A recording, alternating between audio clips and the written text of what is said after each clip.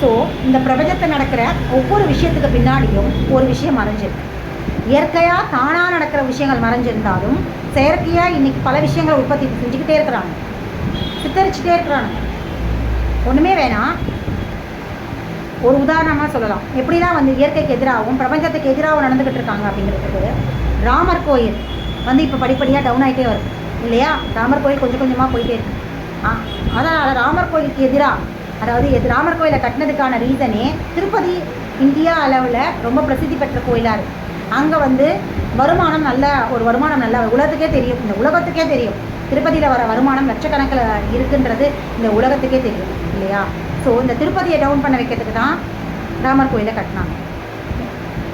திருப்பதியில் இருக்கிறவங்க ராமர் கோயிலை கட்டி அது பிரசித்தி ஆச்சு அப்படின்னா எல்லோரும் ராமர் கோயிலை தேடி வருவாங்க, அங்கே வருமானத்தை தேடலாம். ஆனால் அது படிப்படியாக டவுன் ஆனவுடனே திருப்பதியை திரும்பவும் அதை வந்து பிரேக் பண்ணுறதுக்கு ஒரு பெரிய ஒரு புரளியை கிளப்பி விட்டாங்க. லட்டுக்குள்ளே மாட்டு கொழுப்பு சேர்த்துருக்கிறது, மீன் எண்ணெய் சேர்த்துருக்கிறதா வந்து ஒரு புரளியை கிளப்பி விட்டு அது வழியாக, அந்த புரளி வழியாக அதை சாப்பிட்டுட்டு எல்லாரும் இந்த மாதிரி பாவத்தை செஞ்சுட்டோன்னு எல்லாரையும் குற்ற உணர்வில் தள்ளி பல விஷயங்களை வந்து இதுக்கு பின்னாடி இது நிறைய அரசியல் இருக்குது.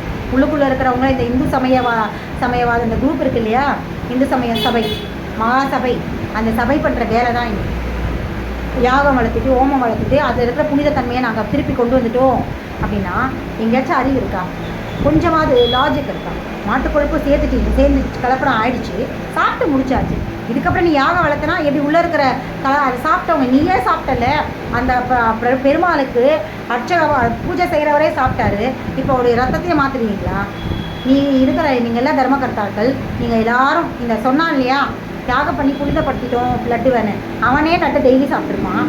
இப்போ அவனுக்கு என்ன ஆயிருக்கும்? அவன் உடம்புக்குள்ளே மாட்டு கொழுப்பு கலந்தாச்சு, ரத்தத்தில் மீன் எண்ணெய் கலந்தாச்சு. இப்போ அவன் பியோர் நான் வெஜிடேரியன். இப்போ பியோர் நான் வெஜிடேரியனா அவன் ரத்தம் முழுக்க உறுப்பு, அதாவது ஒரு நாள் எத்தனையோ நாளாக சாப்பிட்ட, என்றைக்கு கலந்தாங்கன்னு தெரியல. அப்போ இத்தனை நாள் சாப்பிட்ட உணவு அந்த லட்டுடைய செயல்பாடு அவன் உடம்புக்குள்ள உறுப்புகளாகவும் செல்களாகவும் ரத்தமாகவும் தசையாகவும் சுனை நீராகவும் கூட மாறி அவனுடைய மனைவி வரைக்கும் கடத்தப்பட்டிருக்கு. ஸோ இப்படி ஒரு லட்டு இத்தனை விஷயங்களை செஞ்சிருச்சு எல்லாருக்குமே. அதுக்கு பின்னாடி யார் இருக்காங்கன்னா இந்த பாஜக தான், இந்த பிஜேபியோட ஆதிக்கம் தான் இந்த மாதிரி கொண்டு வந்திருக்கு. இதை தான் இன்றைக்கு திருப்பதியை டவுன் பண்ணுறதுக்காக இது மாதிரி கொண்டு வந்திருக்கு. அப்போது இன்றைக்கு உலகம் முழுக்கவுமே எல்லாருமே நான் வெஜிடேரியன் தான்.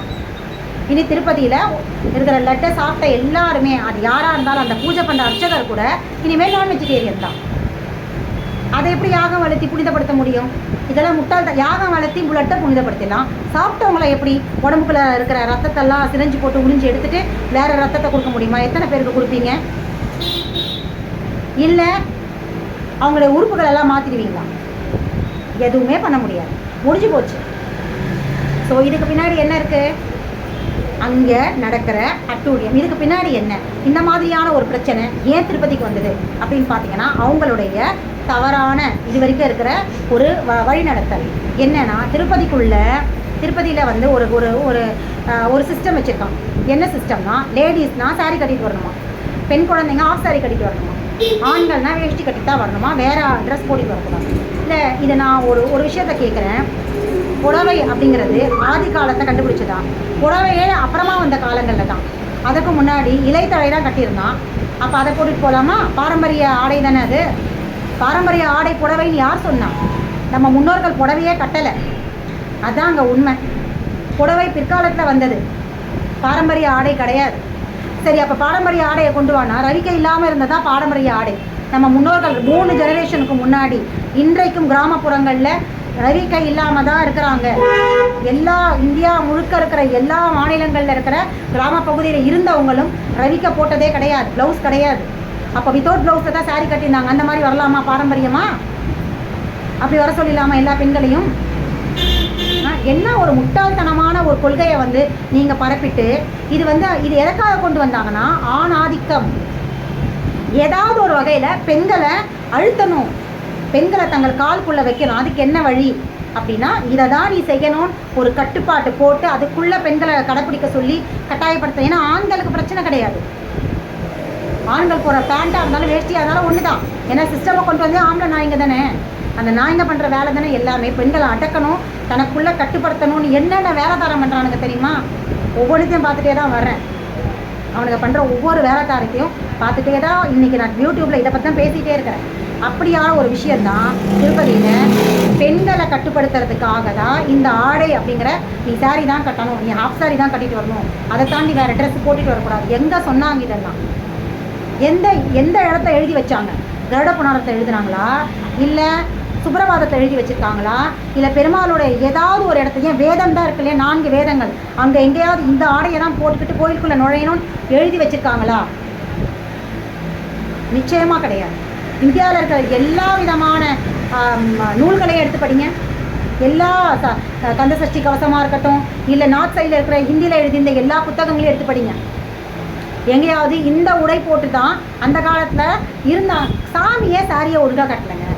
நீங்கள் சாமியோட சிலைகளை பார்த்துருக்கீங்களே, வித்தியாசமாக அலமேல மங்கை எப்படி கட்டியிருக்காங்க? சாரியாக கட்டியிருக்காங்க, ஃப்ரில் வச்ச ஃப்ராக் போட்டிருக்காங்க. அப்போ அந்த மாதிரி ட்ரெஸ் போட வேண்டியது சொல்ல வேண்டியது தானே? அப்படின்னா என்ன அர்த்தம்? அந்த பிரச்சனை அங்கே இல்லை. பிரச்சனை பெண்களை அடக்கணும், பெண்களை அவங்களுக்குள்ளே கட்டுப்படுத்தி கொண்டு வரணும். அதாவது என்னென்னா, சாரி கட்டிட்டு வந்தால் ஒழுங்காக இருப்பாங்களா, ஆம்பளைங்க கண்ணு போகாதான், பார்வை வந்து நேராக இருக்குமா, கோயிலுக்குள்ளே தவறான ஒரு மனசு வராது. சாரியா எதை கட்டினாலும் தான் உங்கள் கண்ணு எங்கேயாவது மேயுதே, எப்படாப்பா கையை தூக்குவாங்க காலை தூக்குவாங்கன்னு தான் நீங்கள் காத்துக்கிட்டு இருக்கீங்க. சாரி கட்டினா மட்டும் உங்கள் பார்வை நல்லாயிருக்கும். உன் மனசில் 108 அழுக்க வச்சுக்கிட்டு நீ ஏன்டா ட்ரெஸ்ஸில் வந்து அதை காட்டுற? இந்த மாதிரியான தவறான ஒரு விஷயங்கள் தான். ஏன்னா பேண்ட் ஷர்ட் போட்டு வந்தாலோ இல்லை வேறு ட்ரெஸ் போட்டு வந்தாலோ மனசை கெட்டு போயிட்டு அங்கே புனிதத்தன்மை போயிடுமா. திருப்பதியில் இருக்கிற புனிதத்தன்மை போயிடுமா, கேரளாவில் வந்து ஐயப்பன் கோயிலில் குருவாயூர்லாம் போயிடுமா.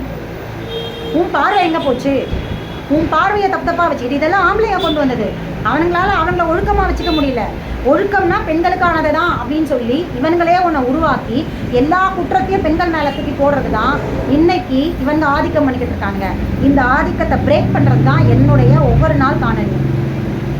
பெண்களை போட்டு காலுக்கடியில் வச்சு நெசுக்கிட்டு தன்னுடைய எல்லாத்தையும் சாதிக்கணும்னு கோயிலேருந்து ஒவ்வொரு இடத்துலேருந்தும் இவங்க பண்ணிக்கிட்டு இருக்கானுங்கல்ல.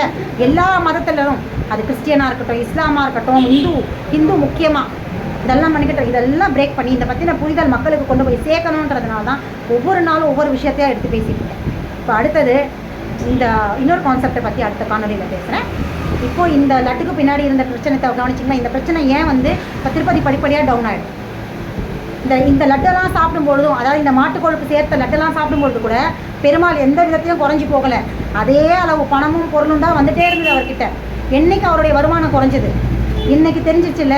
இதுக்கப்புறம் யாக வளர்த்துறேன், புனிதத்தன்மை வளர்த்துறேன், மாட்டுக்கோமியம் தெளிக்கிறேன், அதை பண்ணுறேன்னு பண்ணானுங்களே. இதுக்கப்புறம் தான் திருப்பதி கொஞ்சம் கொஞ்சமாக டவுன் ஆக போகுது. இதுதான் இவங்களுடைய பிளான்.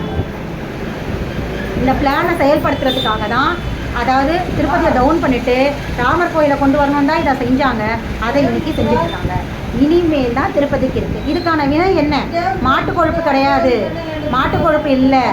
என்ன அப்படின்னா, ஸோ இதுக்கு பின்னாடி என்ன இருக்குது அப்படின்னா, இந்த திருப்பதியோட விஷயம் என்னென்னா இந்த விஷயந்தான் இருக்குது. அதாவது பெண்களை அழுத்துறதும் பெண்கள் டாமினேட் பண்ணுறதும் ஆடை விஷயத்தில் பண்ணுறதும் தான் திருப்பதி இன்றைக்கி படிப்படியாக பெண்களை என்றைக்கு எந்தெந்த இடத்துல பெண்களை டாமினேட் பண்ணி கட்டுப்பாட்டுக்குள்ளே கொண்டு வந்து இந்த பிரபஞ்ச சிஸ்டத்துக்கு எதிராக செயல்படணும்னு நினச்சானுங்களோ ஆம்பளைங்க, அன்றைக்கே ஒவ்வொன்றா அவனுங்களுக்கு ஆப்பு ஸ்டார்ட் ஆகிடுச்சு. ஸோ திருப்பதியும் இன்றைக்கி படிப்படியாக டவுன் ஆகிடும். நான் இன்றைக்கி சொல்கிறேன் பார்ப்போம்.